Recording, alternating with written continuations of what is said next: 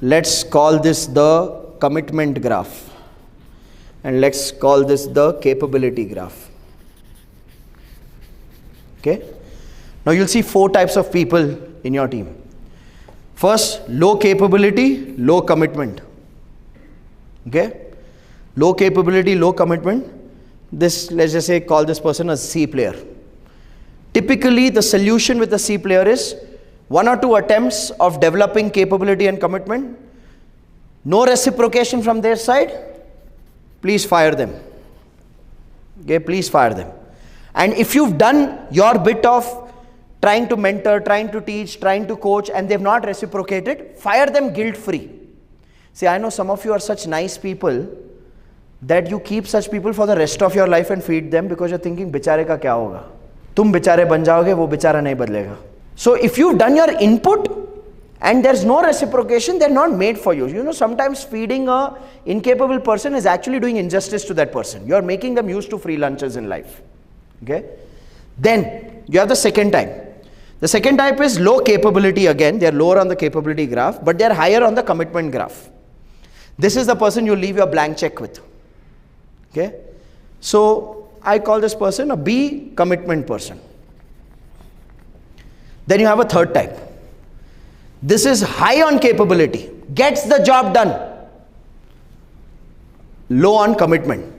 Doesn't listen to you, doesn't follow instructions, doesn't come to office on time, doesn't fill in reports, doesn't talk to colleagues with respect. And to get work done from him, it's like having a useless son-in-law. Manwar karna padta hai. Kar le, acha hai, ye wo types. Right?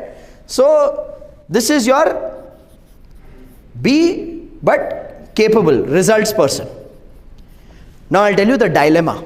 The dilemma is, इसको निकाल नहीं सकते क्योंकि इससे प्यार है. इसको निकाल नहीं सकते क्योंकि इसकी जरूरत है. He is my need. He is my romance. Right? This is the challenge. Typically, 70% of your team falls into this category. 70% of your team. Some commitment, some capability. And I'll tell you also, the ratio changes based on your personality. Which means what? If you are a soft, loving, this company is my family, majority of your team is this. If you are a भाड़ में जाए जनता, अपना काम बनता, okay? काम करोगे तो ठीक, नहीं करोगे तो गाली दे के काम करवाऊंगा, then majority of your team is this. Like attracts like, na? Your personality breeds your kind of people. Simple as that. Now, you have 20% high capability, high commitment. रोज इनके पैर धो के ऑफिस में सबको सर्व करना चरणामृत. Because these are your superheroes. These are your A players.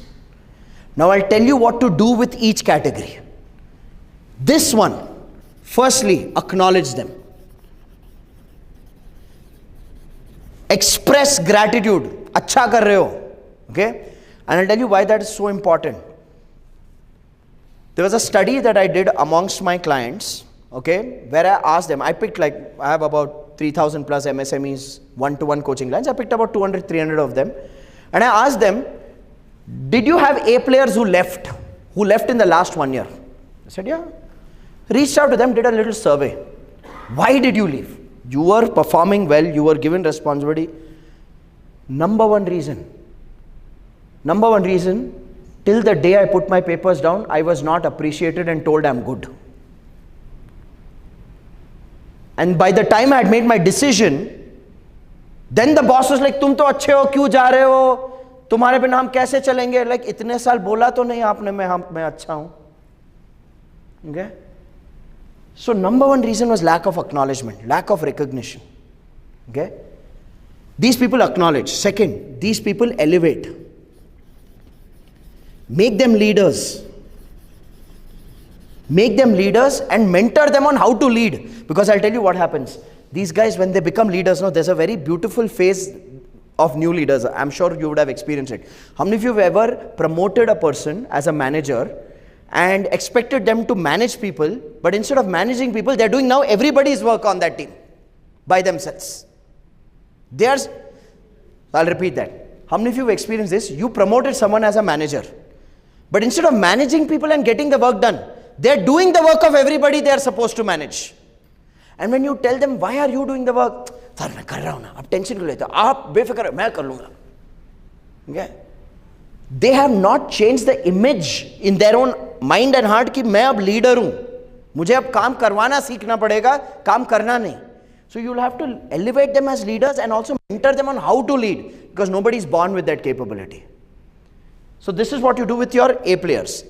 Acknowledge, elevate. Clear? Now what do you do with your B? Be capable.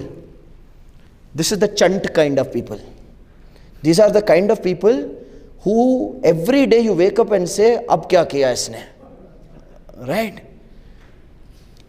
But before you walk into that meeting with that person, you have to manage your emotions saying, nahi nahi dhanda la raha hai, chup karke pyar se baat karo. Right? Now, this guy, this person, what do? Number one, you give credit where it's due. Give credit. You're doing well, your results are good.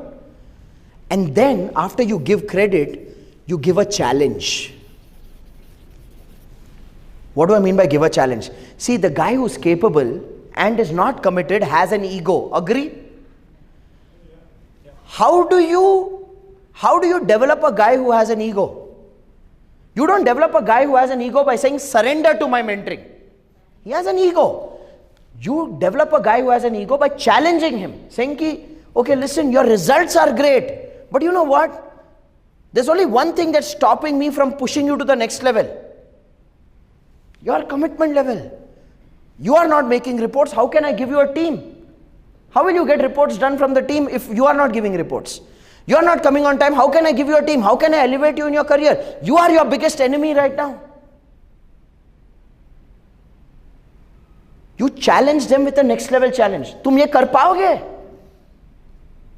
अब जो बंदा result लाता है, तुम उसको challenge कर रहे हो. Can you do this? If you can, I am here with you. You will see from Ravan he'll turn into Shri Ram. Full compliance. That's the only way to develop these people. Because you're giving them credit where it's due. You know what is the approach most of us use? Even though they are capable in producing the result, in our head we are like, if I appreciate him, na, aur sar pe chad jayega. He's already a problem. If I appreciate him, he will sit and dance on my head. But I'll tell you, if you don't give them credit, then they have facts that they are producing results.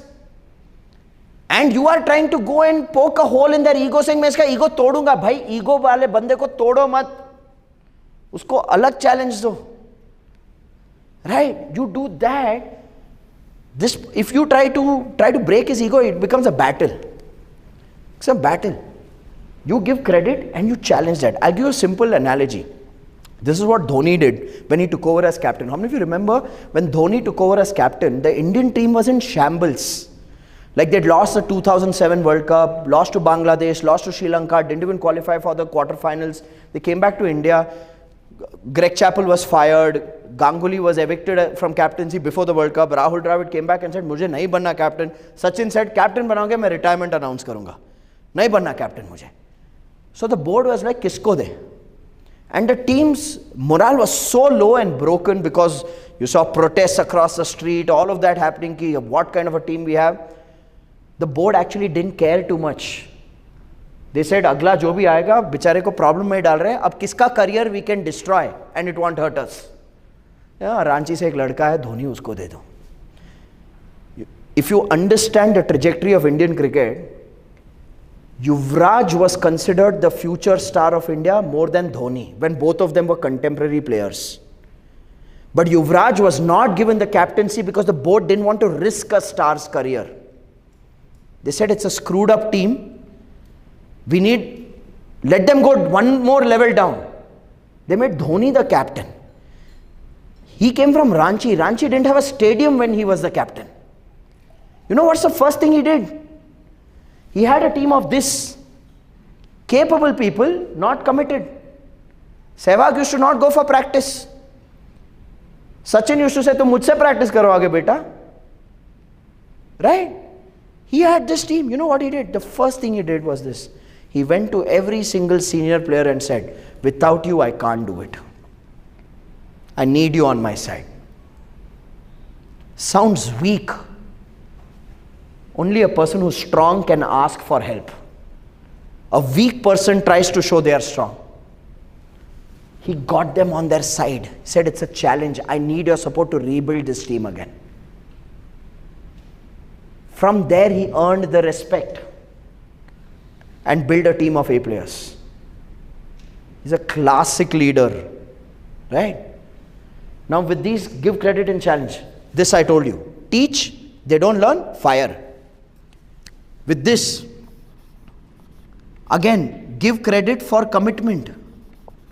Tell them how much you trust them. But at the same time, tell them that they have to contribute. And for them to contribute, they have to become more capable.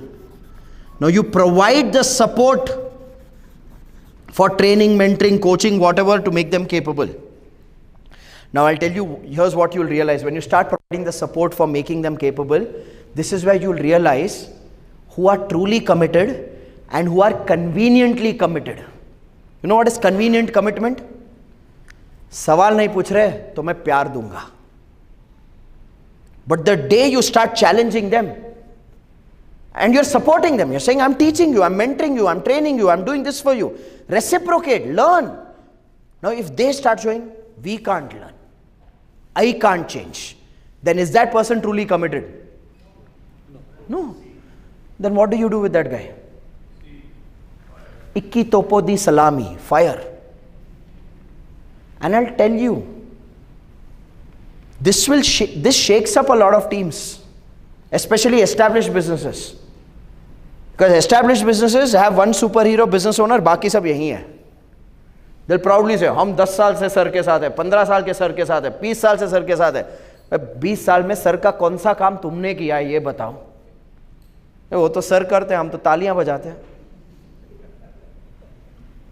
ये तो ताली बजाने वाले हैं. Right? So I want you to understand. They will participate in your Ghar Ki Ganpati Puja, they'll do flower decor in Diwali. That's not their job role in the office, but they'll do that for you. But please start realizing, if you have to move people, and I'll tell you one other big blunder a lot of businesses do.